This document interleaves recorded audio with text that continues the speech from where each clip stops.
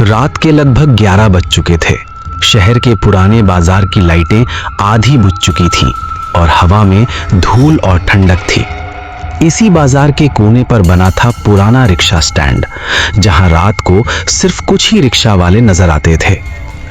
आरव एक निजी बैंक में काम करने वाला युवक। उसे अचानक ही एक जरूरी कागजात के लिए देवगढ़ गांव जाना था, जो शहर से करीब 30 किलोमीटर दूर था।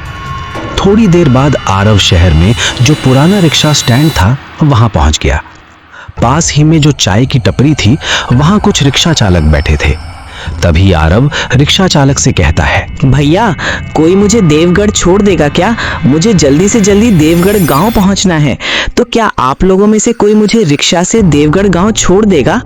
क्या बोल रहे हो बेटा? देवगढ़? तुम क्या पागल हो गए हो क्या? रात के लगभग 11 बज चुके हैं और इतनी रात को तुमको देवगढ़ जाना है?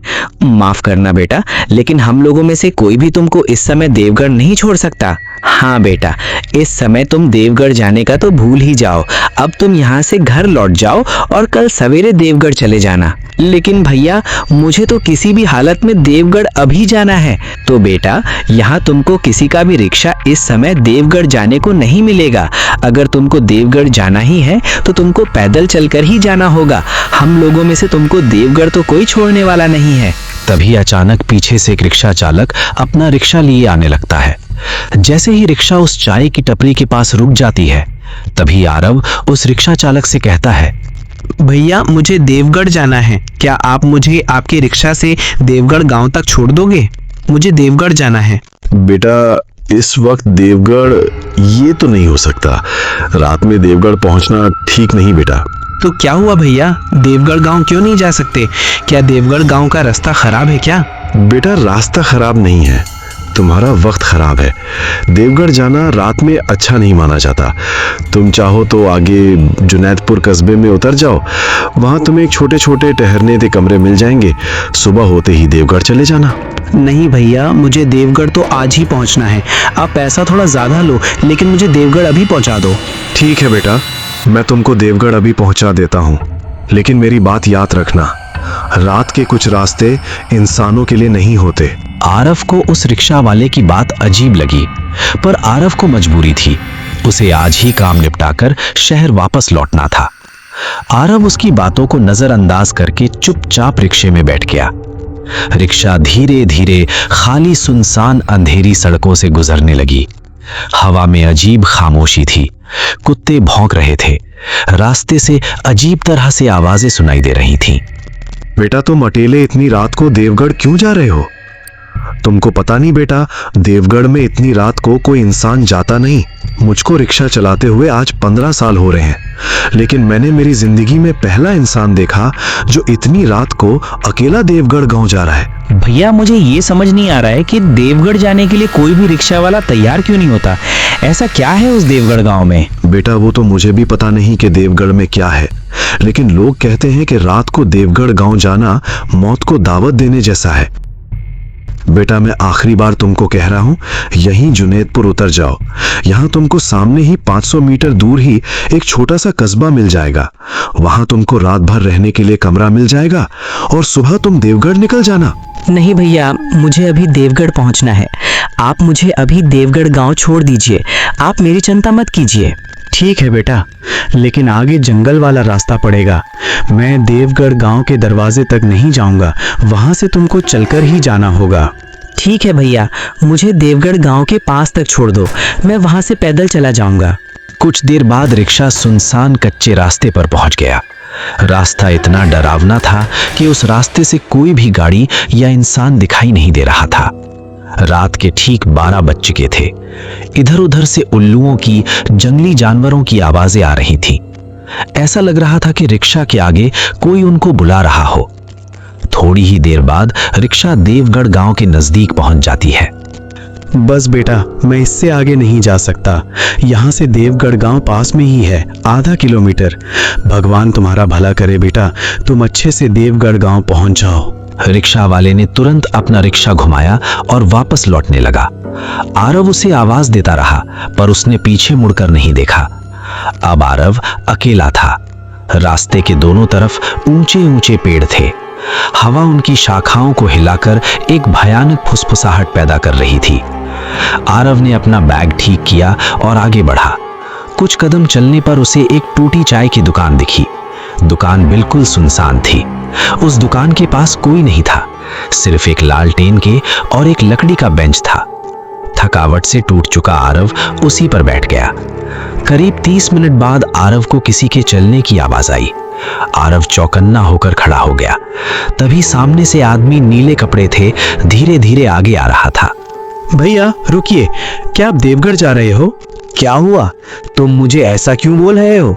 भैया मुझे देवगढ़ जाना है, रात में अकेले रुकना मुश्किल है। अगर आप देवगढ़ गांव जा रहे हो तो मुझे अपने साथ ले चलिए। मेरे साथ चलना है तो मेरी बातें माननी होंगी, नहीं तो तुम्हारी लौटने की सुबह नहीं होगी। ठीक है भैया, आप जो कहोगे मैं वही करूंगा, बस मुझे देवगढ़ गांव तक आपके साथ आने दो। तो ठीक है, तो आ जाओ मेरे साथ साथ। और हाँ, भूल कर भी पीछे मुड़कर मत देखना। क्यों भैया, क्या होगा अगर मैंने पीछे मुड़कर देखा तो? मैंने तुमको पहले ही बताया था कि मैं जो कहूंगा वो तुमको करना होगा, तो भी तुम मेरे बात को काट रहे हो। अगर मेरे साथ चलना है तो मैं जैसा बोलूंगा वैसा तुमको करना पड़ेगा, नहीं तो मैं चला। ठीक है भैया, मैं अब कुछ नहीं बोलूंगा और आपकी हर बात मानूंगा। तभी आरव और वो आदमी रास्ते से आगे बढ़ते गए। कुछ ही दूर जाने के बाद चलते चलते आदमी बोला, तो बेटा, अगर तुमको पीछे से कोई पुकारे तो भी मुड़कर मत देखना। इस रास्ते की आवाजें इंसानों की नहीं होती।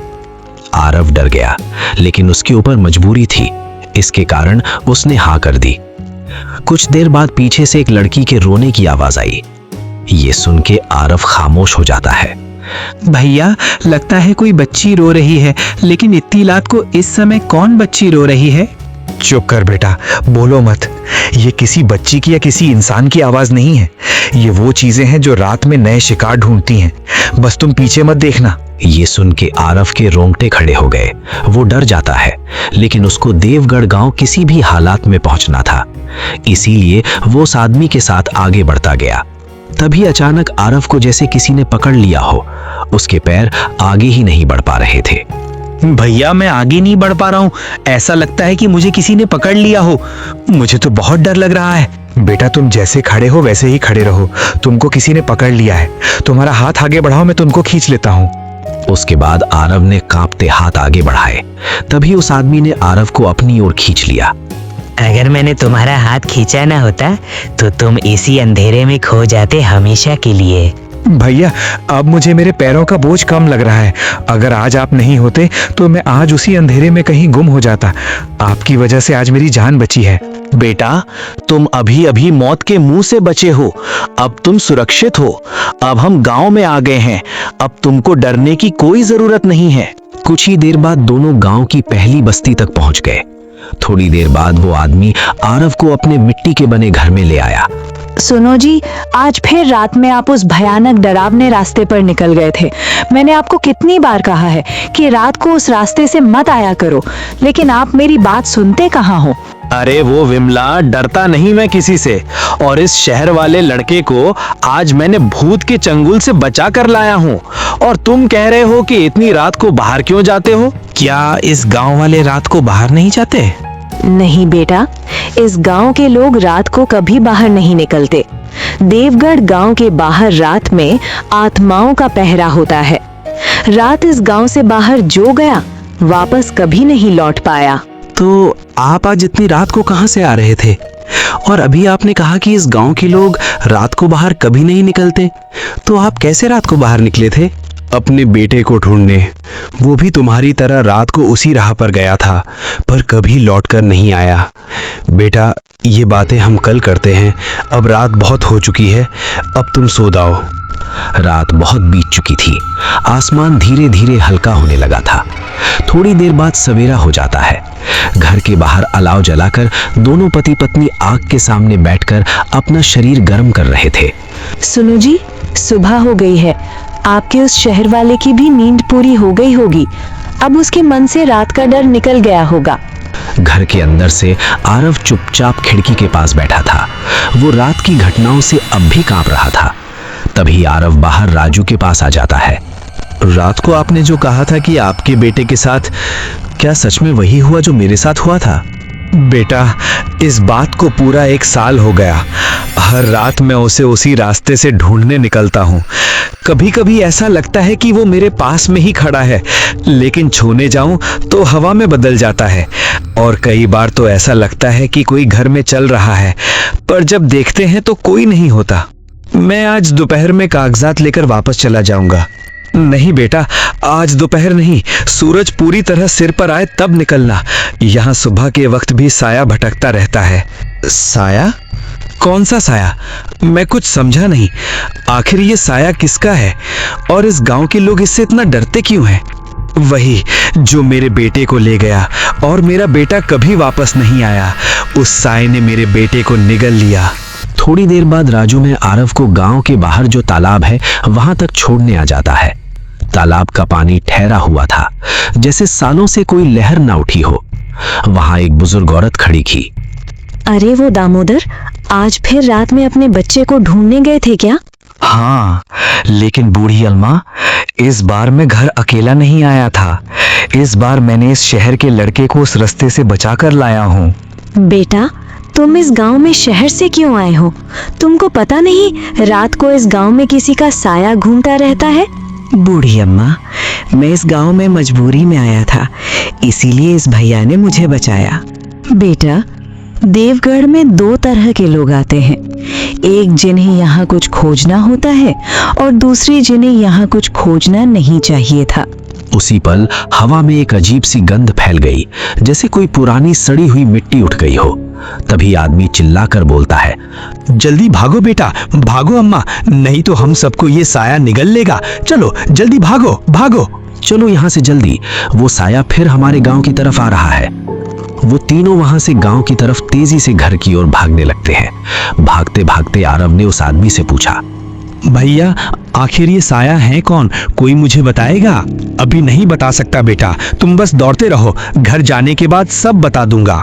थोड़ी देर बाद दोनों घर पहुंच जाते हैं। घर पहुंचते ही दरवाजे पर खड़े होकर उस आदमी ने दरवाजा खटखटाया। अरे वो विमला, जल्दी दरवाजा खोल, नहीं तो वो साया हमको निगल लेगा। तभी घर के अंदर से उस आदमी की पत्नी विमला ने दरवाजा खोला और दोनों घर के अंदर चले गए। विमला, वो साया हमारे पीछे पड़ गया था, हम दोनों जैसे तैसे घर तक पहुंच गए। हे भगवान, इस गांव पर किसकी नजर लग गई है जो अब दिन में भी ये साया हमारा पीछा नहीं छोड़ रहा है? हे भगवान, ये अच्छा संकेत नहीं है। बेटा, आज जो हमारे पीछे पड़ा हुआ था ये वही साया है जिसने मेरे बेटे को निगल लिया था, और लगता है ये साया तुम्हारे पीछे भी पड़ा है। लेकिन क्यों? ये साया मेरे पीछे क्यों पड़ गया है?